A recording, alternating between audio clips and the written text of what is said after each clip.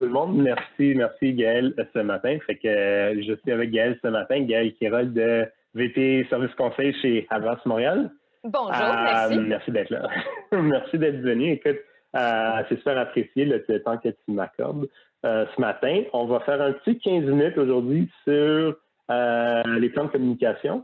Fait qu'en fait, la conversation que j'aimerais avoir avec toi, c'est, tu sais, quand on parle de plans de communication, en tout cas, l'impression que j'ai des plans de communication, c'est que c'est souvent préparé pour les 12 prochains mois, les 6 prochains mois, les 18 prochains mois, même, j'ai vu. Mais là, évidemment, on a des situations comme celle qu'on vit en ce moment, qui chamboule toutes les cartes. Mais en même temps, tu m'as fait remarquer que, il y a quand même beaucoup de choses qui se passent au niveau communication, au niveau agence. On a vu certaines marques vraiment s'adapter rapidement, changer leur messaging assez rapidement. Fait que je voulais te parler un peu de comment est-ce qu'on fait pour développer un plan de communication, oui, fixe, pour qu'on ait une certaine consistance pour l'année, mais aussi qu'il y a un certain niveau d'agilité, de flexibilité, parce que, bon, là, c'est une situation très particulière, mais des choses, il y en a qui, ça se passe à l'année longue. Oui. Fait que c'est ça. Bien, en fait, oui, quand on bâtit un plan de communication, quand on bâtit un plan pour une marque, on essaye de le faire sur une durée pour être capable de prendre de l'avance puis de s'assurer qu'on réponde bien à tous les objectifs, objectifs de communication, objectifs marketing puis objectifs d'affaires. Fait qu'on essaye toujours de pouvoir le planifier. Comme ça, tout le monde sait dans quelle direction on s'en va. Puis souvent, les entreprises ont des plans triennaux, des plans quinquennaux. Fait que comme ça, tu t'assures d'être capable d'y répondre. Mais des plans doivent toujours s'adapter. Là, on vit une pandémie, un COVID comme on n'a jamais vécu, mais régulièrement, les marques vont avoir des ajustements à faire en cours. Fait que le plan, c'est toujours dire, je planifie au maximum pour que tous ces moments clés ou ces ajustements que j'ai besoin de faire, je peux me permettre de les faire quand ils vont arriver parce que je le sais exactement où est-ce que je m'en vais, où je connais les grandes lignes de mon année. Fait que comme ça nous permet toujours d'avoir la ligne directrice puis d'être flexible et à l'affût de ce qui se passe dans le quotidien. Je te dirais qu'en ce moment, je pense que ça s'en va chercher le maximum des marketeurs parce qu'on n'a jamais vu ça, surtout pour des périodes de temps aussi longues.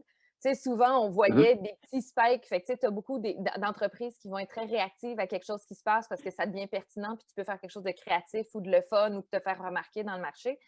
En ce moment, c'est d'être capable de se retourner puis de dire, OK, je connais encore mes objectifs, je sais encore qu'est-ce que j'ai besoin de faire. Dans ce contexte-là, est-ce que je dois faire les choses différemment? Puis ça signifie quoi les faire différemment? Fait que ça devient une Quand tu dis réévaluation. différemment, Oui. puis quand tu dis différemment, est-ce que tu veux dire comme processus interne ou différemment, genre, il faut que j'adapte mon message, il faut que je change mon message ou quoi que ce soit? Bien, ça peut être un mélange de tout. Tu sais, quand tu OK. regardes différemment, ça peut être j'ai besoin de revoir si mon message est pertinent. Est-ce que j'ai une publicité qui est en train de rouler en ce moment qui parle de gathering, soyez tous ensemble, restez en groupe? Je ne peux pas faire ça en ce moment. C'est comme ça Non. va à l'inverse de ce que j'ai besoin de promouvoir.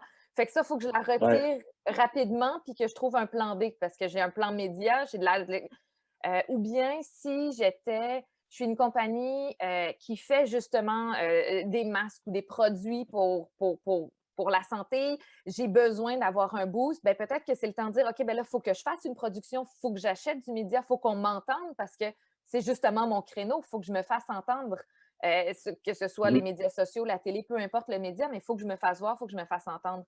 Euh, Fait que, tu sais, ça varie, mais après ça, c'est au niveau consommateur qui est très important parce qu'il faut qu'on s'assure qu'on leur parle de la bonne façon. Mhm. Et au niveau interne, tu sais, on a vu les supermarchés ou les services essentiels augmenter les taux horaires. Bien, ça, c'est opérationnel maintenant. On les a Mhm. vus devoir changer, mettre des plaques, des barrières de plastique, revoir les façons de travailler. Fait que tout ça, tu as de l'opérationnel. Fait qu'en ce moment, on n'est pas juste en train, au niveau marketing, de regarder comment est-ce que la pandémie est en train d'affecter nos objectifs. On est en train de regarder au niveau Mhm. opérationnel, qu'est-ce qu'on a besoin de faire pour garder notre monde en santé ou le plus safe possible, tout en s'assurant d'offrir le service quand on est dans des services essentiels. Fait que les Ouais. deux côtés varient. Puis après ça, tu en as beaucoup aussi qui sont en train de développer l'e-com. Fait que ça, c'est toutes sortes de Ouais. processus à l'interne qui doivent varier parce qu'ils sont en train de montrer comment ils sont capables de continuer à exister. Fait que d'être complètement innovateur et créatif dans leur façon de vendre leurs produits, dans ces moments où est-ce qu'on peut pas aller en magasin, où on peut pas aller sans parler, où on peut pas aller au restaurant, mais ils trouvent des façons de faire. Fait que c'est Mhm. intéressant. Oui, c'est vrai. Puis, fait que si je comprends bien ce que tu dis, en fait, si on, tu sais, pour le plan de com, c'est en fait, oui, on planifie pour l'année, mais fait, en planifiant pour l'année, ça nous permet en fait de savoir comment ajuster son message. Tu sais, si on avait un plan, mettons, de com qui disait, bon, ben, on a un nouveau produit qui va lancer, tu sais, qui va partir en septembre, mettons, ben là, il y a quelque chose qui se passe, puis on connaît les messages clés un peu qu'on veut établir. Puis il y a quelque chose qui se passe comme la pandémie, ben là, on peut dire, bon, ben, on sait qu'on a ça à lancer en septembre. De un, est-ce qu'on va encore le lancer en septembre? Puis, mais de deux, OK, ben, comment est-ce qu'on fait pour adapter? Fait qu'on travaille avec une agence comme Havas ou peu importe, ben là, on peut revoir la demande. Mais clairement, il faut qu'on voit le brief, il faut qu'on voit le créatif parce que, tu sais, ça ne marche peut-être plus. Mais vu qu'on a encore cette ligne directrice-là, on est capable de se changer de s'adapter, je devrais dire, plus rapidement, c'est ça? Fait que souvent, oui, on va changer. Tu sais, si je parle avec je parle de clients avec lesquels on travaille, je les nommerai pas, mais on va changer.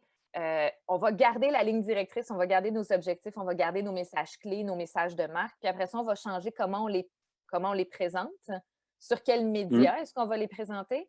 Puis après ça, qu'est-ce qu'on va présenter? Fait que, tu sais, tu parles de j'ai un nouveau produit à lancer. Bien, beaucoup de nos produits sont faits complètement ou en impartition avec d'autres pays comme la Chine. Mais là, la Chine a été fermée. Fait qu'est-ce que mes produits sont prêts ou pas? Fait que si mes produits ne sont pas prêts, Mm. quel produit est-ce que j'ai que je suis capable de lancer? Si je n'ai pas de produit que je suis capable de lancer, est-ce que je parle d'un message de marque dans ces temps de Mm. COVID pour quand même rester top of mind pour mon consommateur? Comment est-ce que je fais ça? Puis après ça, ben, l'avantage aussi, donc après avoir pris un pas de recul pour prendre pour avoir ces réflexions-là, puis trouver la meilleure solution pour le client, ben, il faut partir en production, faut créer ce message-là. On a vu beaucoup de messages qui se sont créés à partir de UGC. Du UGC, c'est du User Generated Content. Fait que monsieur, madame, Ouais. tout le monde qui se sont fait des vidéos à la maison, ben, on peut les contacter, ces gens-là, puis voir est-ce que vous êtes prêts à faire partie d'une pub, leur montrer, avoir l'approbation, puis créer justement un montage pour créer une publicité avec comment monsieur, madame, tout le monde sont. Puis, les agences de publicité font partie un peu des services essentiels parce qu'on aide à communiquer des messages qui sont importants, que ce soit pour le gouvernement ou pour des services essentiels, ou pour d'autres entreprises. Fait qu'il y a eu, on n'est pas essentiel dans le même style que l'épicerie ou que l'essence ou des choses Ouais. comme ça, mais on aide à communiquer, on aide à rendre des messages plus grand public, plus génériques, plus disponibles à tous. Puis, ben, dans la distanciation, on suit les mêmes règles. Donc, nous, on peut produire, on peut faire des shoots photos, on peut créer des vidéos, on peut aller filmer avec des règles très, très, très, très strictes de distanciation, de masque de peu de personnes, d'approbation à distance. Mais donc, au moins au niveau de la publicité, ça continue à bouger parce que, ben, écoute, on va parler à un moment donné de déconfinement. On en parle un peu, à un moment donné, on va être dedans, mais il va falloir justement qu'on s'adapte à tout ça. Puis les marques ont besoin de continuer à parler parce que l'économie a besoin de continuer à rouler. Je comprends. Fait que, Puis, Puis, puis quand on parle ben justement, tu sais, on peut shooter encore, on peut faire tout ça. Fait que tu sais, oui, bon, il y a des compagnies comme celles qui travaillent avec Havas qui peuvent se permettre des agences, etc. Il y en a d'autres plus petites, non. Est-ce que tu vois que c'est aussi une culture interne de flexibilité? Est-ce que c'est vraiment juste, écoute, les choses ont changé, on va voir l'agence, qu'est-ce que vous pouvez nous suggérer? C'est comment est-ce qu'il y a quelque chose qu'on peut faire pour être plus flexible ou tu vois que c'est plus quelque chose qui se passait déjà de l'avant? Il y a des agences, il y a des compagnies qui sont plus flexibles à la base que d'autres.